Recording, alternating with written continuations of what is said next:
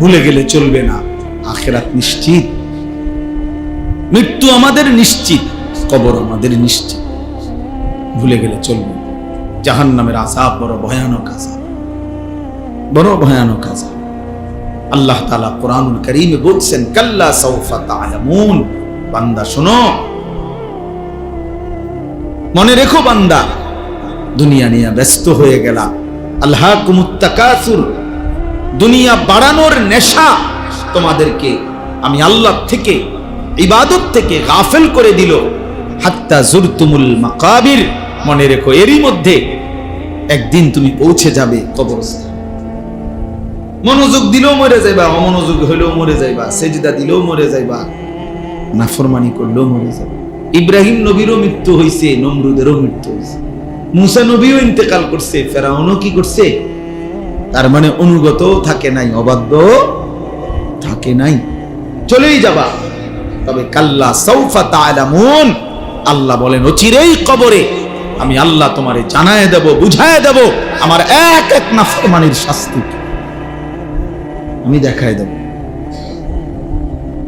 হাদিসের মধ্যে আছে, আল্লাহ নবী সাল্লাল্লাহু আলাইহি সাল্লাম সাহাবীর কবর দেখে, খালি কবর, একদিন এক সাহাবীর জানাজা পড়তে গিয়ে জানাজার আগে নবীজি তার খালি কবরটা অনেকক্ষণ তাকাইয়া খুব কাঁদছে, খালি কবরের দিকে তাকাইয়া। তো সাহাবীরা বলেন আমরাও নবীজির সাথে খুব কাঁদলাম। এরপরে কান্দা শেষে নবীজি চোখ মুছে বললেন, লিমিসলি হাযা ফাআইদু, আমার সাহাবীরা এমন কবরের জন্য তোমরাও প্রস্তুতি নাও, তোমরাও প্রস্তুতি নাও, আইদু, রেডি হও সাহাবারা, এই নিশ্চিত এই কবর তোর কাছে তোমারে পৌঁছানোই না। চলো জ্যান্ত মানুষ, হাসি খুশি মানুষটা পলকের মধ্যে নিস্তব্ধ হয়ে যায়। কি আশ্চর্য বিষয়। আমার মামি কিছুদিন আগে মারা গেছে, আমি মামির বড় মামি আমার জানাজা পড়তে গেছে, তখন আমার মনে পড়ছে, হায় মামি, আপনি আমার ছোটবেলায় ছাত্র জীবনে আমি খুব সিমের বিচি খাইতে পছন্দ করতাম, সিমের দানা।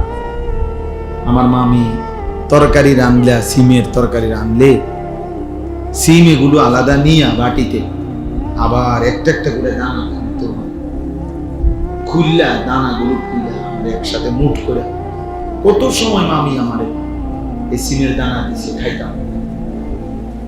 তো সেই মানুষটা যাকে আমি চোখে দেখলাম এতদিন এতবার, সেই তিনি কবরে চলে গেছে,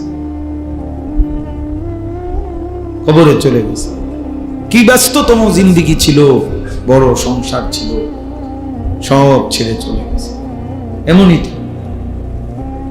তাহলে মৃত্যু আমাদের জন্য নিশ্চিত যে আমাদেরকে থামায় দিবে। এই হাসি, এই কান্না, আনন্দ, বেদনা, দুঃখ, পেরেশানি, এই ছেলেরা তোমাদের জওয়ানি থামায় দিবে। তোমরা জানো না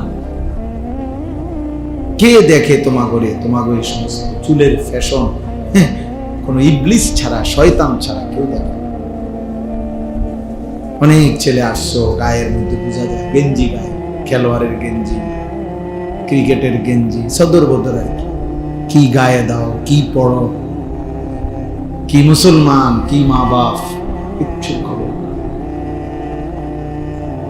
মুসলমানের আখলাক জিজ্ঞাসা করে, নামাজ পড়ছে কয়জন? এশার নামাজও পড়ে নাই, মাগরিবের নামাজও পড়ে নাই।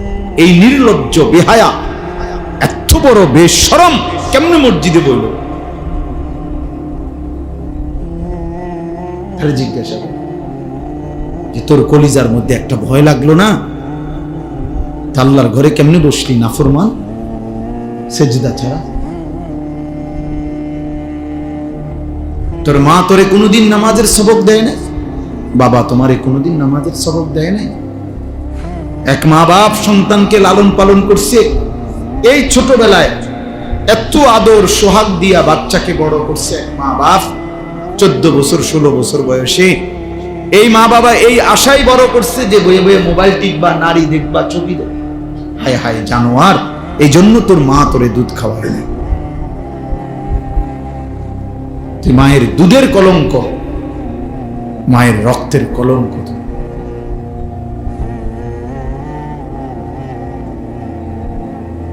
কিচ্ছু অর্জন হয় না শেষ পর্যন্ত।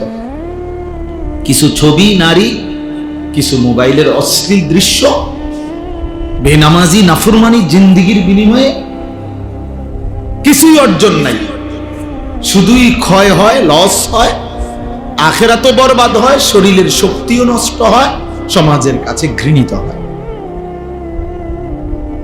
অফিকা উয়ুবুন ওয়ালিন্নাসে আয়ুনুন, আরবি ভাষার একটা প্রবাদ আছে, মনে রাখবে ছেলেরা, বাবা তোমরাও মনে রাখবে।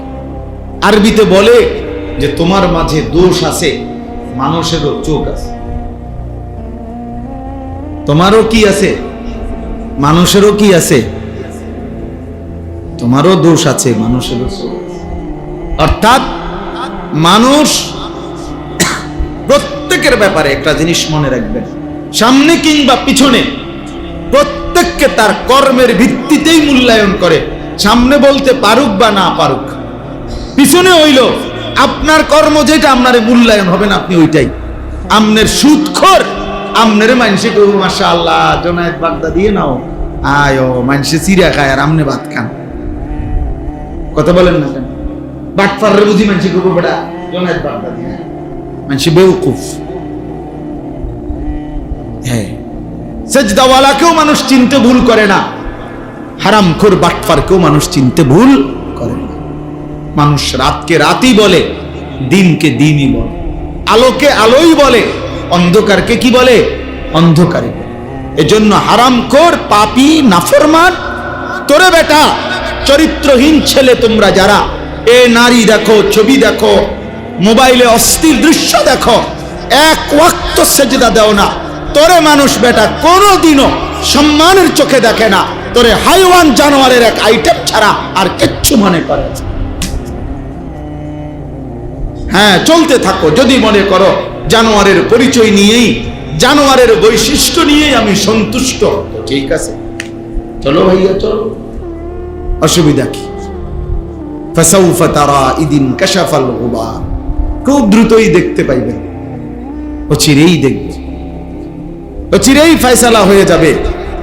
মৃত্যু এসে পার্থক্য করে দিবে, মৃত্যু এসে বুঝায় দিবে কোনটা ছিল করণীয়, কোনটা ছিল বর্জনীয়, কোনটা ছিল উচিত, কোনটা ছিল অনুচিত। আজ আমরা বুঝতেছি। এজন্য দোস্ত আমার, বাবা আমার, দয়া করে মেহেরবানি করে ভাবতে শিখে, ভাবতে শিখে। সারা পৃথিবী জুড়ে মুসলমানদের দুর্দশা মনেই পড়বে এই মোবাইল টিপা, এই আল্লাহকে নারাজ করা, সেজদাবিহীন এই জীবন মনে পড়বে, মনে পড়বে।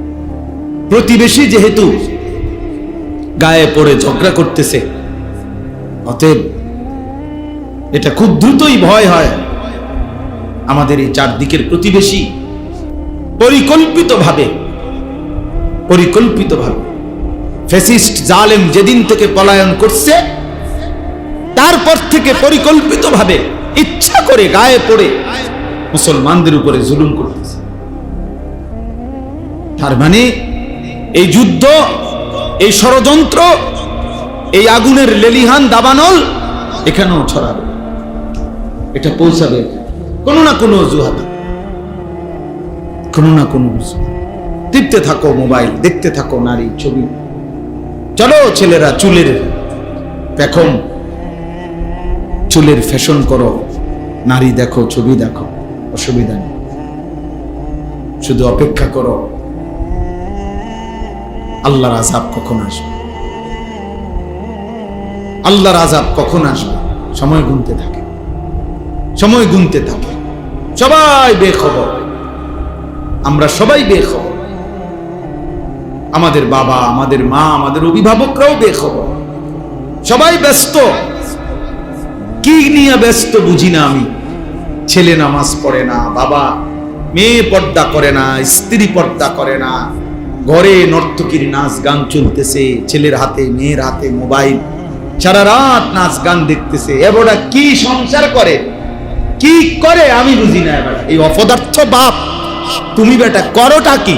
তোমার পোলাটাও নামাজ পড়ে না, তোমার মেয়েটাও পর্দা করে না, তোমার বউটাও পর্দা করে না, তোমার ঘরে রঙিন টেলিভিশনে নর্তকী নাচে, তো তুমি অপদার্থ কি সংসার করো? কিতা করো রে তুমি? কিরে ভাই বলেন না, কি করেটা কিসে? মুসলমান করছেটা কি? তাই আল্লাহ আমাদেরকে বুঝ দান করে। আমাদের ভাবা দরকার, আমাদের ভাবনা দরকার, ইনসাফ দরকার। আমরা নিজের হাতে আমাদের উপরে মুসিবত টেনে আনতেছি। মা আসাবাকুম মিন মুসিবাতিন ফাবিমা কাসাবাত আইদিকুম। আল্লাহ তাআলা বলেন, তোমাদের উপরে যত মুসিবত আসে সব তোমাদের হাতের কামাই, তোমাদের গুনাহ, তোমাদের মুসিবত। আমাদের পাপ, আমাদের এই ছেলেদের, মেয়েদের, আমাদের বয়স্কদের এই হারাম গুনাহ, আমার আপনার প্রতিটা পাপ আমাদের জন্য আযাবকে কাছায়, আযাবকে কাছায়। এজন্য আমরা, আমাদের নিরাপত্তা দরকার।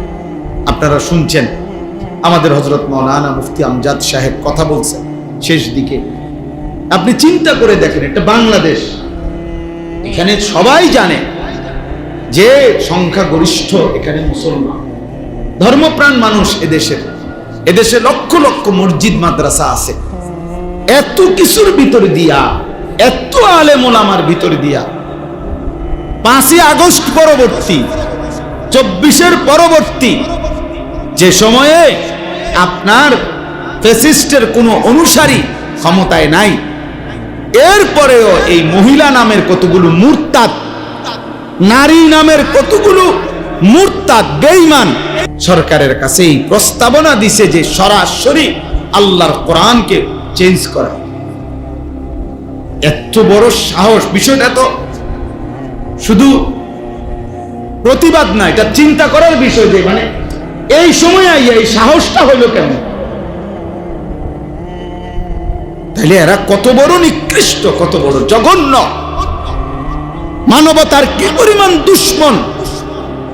একটি সমাজের জন্য প্রস্তাব দিছে যে ছেলে মেয়ে বিবাহ ধর্মের বন্ধনে, বিবাহ বন্ধন ধর্মের ভিত্তিতে বিবাহ বন্ধনে আবদ্ধ হয়ে না হয়ে যদি নিজেদের ইচ্ছে মতো, পছন্দ মতো তারা যদি একত্রে থাকতে চায়, রাষ্ট্র সমাজ কেউ বাধাগ্রস্ত করতে পারবে না। এই আইন, এটা আইন। তার মানে কি?